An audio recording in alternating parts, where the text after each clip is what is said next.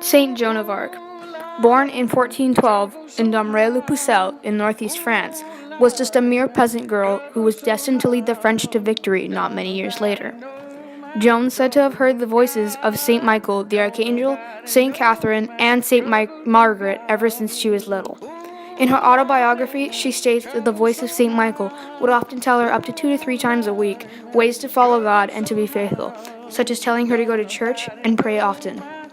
At the young age of 13, the voices she had heard many times appeared to her in a vision, telling her to, quote, drive the English out of conquered French territory. After that, Saint Michael would tell her that, quote, I must go away, and then I must come to France. It told me I should raise the siege laid to the city of Orleans. They also asked that she bring the Dauphin, the king's eldest son who was soon to inherit the throne at the time, to Reims, a town in France, for his coronation. It wasn't until she was 16 that she started taking action.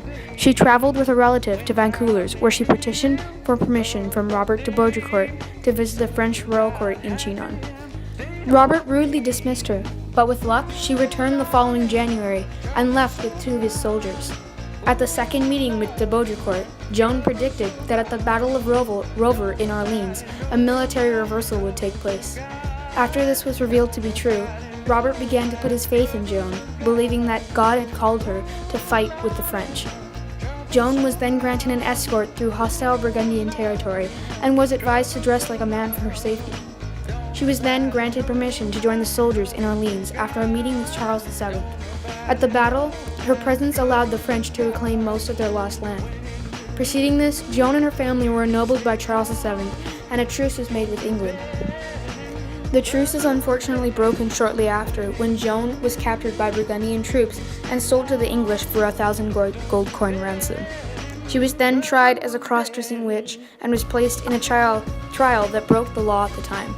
Members of the tribunal were threatened to do what was right for Joan, and she was condemned to death at the stake. Well, that escalated quickly. She was burned a second and third time after her death, and authorities were satisfied when her body had reduced to ashes, so relics could not be salvaged. The ashes were then thrown into the Seine River. Saint Joan of Arc died in 1431 at the age of just 19. 21 years following her death, the Inquisitor General, Jean Briot, and Joan's mother requested a nullification trial. Following this, Joan's innocence was declared on July 7, 1456. Joan's life inspired many, and she was beatified in 1909 and canonized by Pope Benedict XV in 1920. She is now recognized as the patron saint of soldiers and France, and her feast day is May 30th. She is mentioned in 7 written works and has even written her own autobiography, which was translated by Willard Trask, and I'm personally thinking about buying it off of Amazon sometime. Shakespeare's Henry VI, Part 1, is one of his earliest plays, and in it, Joan is mentioned as a strong individual she is. Maid of Heaven is a book by Ben D. Kennedy, explaining her life story in depth. Another famous author, Mark Twain, has also written of her. Joan is often depicted in her iconic battle armor, holding a sword and banner. Her hair is often dark and short, likely to seem like a man's, which was useful when she went into hiding. Here I have drawn her, standing beside me, as a way to symbolize her guidance for me through the faith. I also added tongues of fire above their heads, an iconic symbol of confirmation. Saint Joan of Arc has really inspired me, and I feel like I relate to her on sort of a spiritual level. This is one of the reasons why I have chosen her for my confirmation saint. A couple other reasons are, first of all, she really represents courage and bravery, one of the gifts of the Holy Spirit. She was able to go out and fight that war for France, despite her age, gender, or physical ability. She did it with no hesitation and as a way to show God that she was able to do what He asked her and obeyed Him. Another reason I would really like her as a confirmation saint is because she destroys gender stereotypes. Like, she was able to fight in that war, even though we usually consider knights to be men, right? And I feel like especially today in our day and age, it really helps with all the gender stereotypes that are going around. And I feel like that's a key importance to me, that we treat everyone equally, and that women should be treated as well as men, and that they are as tough as men, and that they can do just as good of a job. Joan also had a lot of determination, and she, even though that Robert de Baudricourt was rude to her, she still came back and until she was able to fulfill God's wishes for her.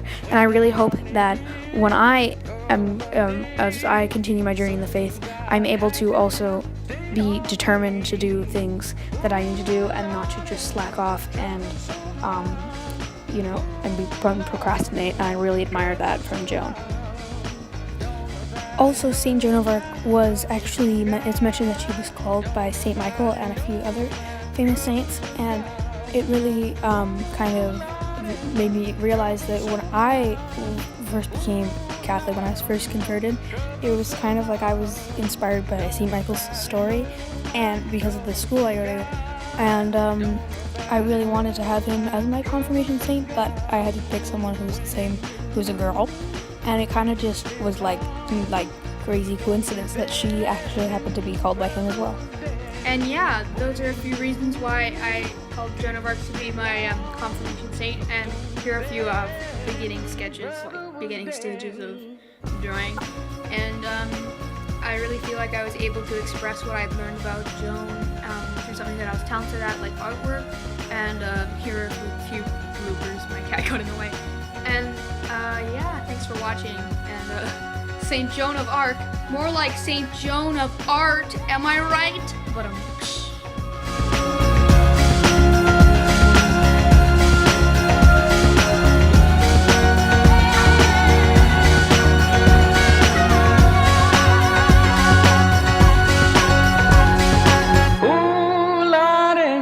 trouble so hard. Ooh, Lord, my trouble so hard. Don't nobody know my trouble but God. Don't nobody know my trouble but God.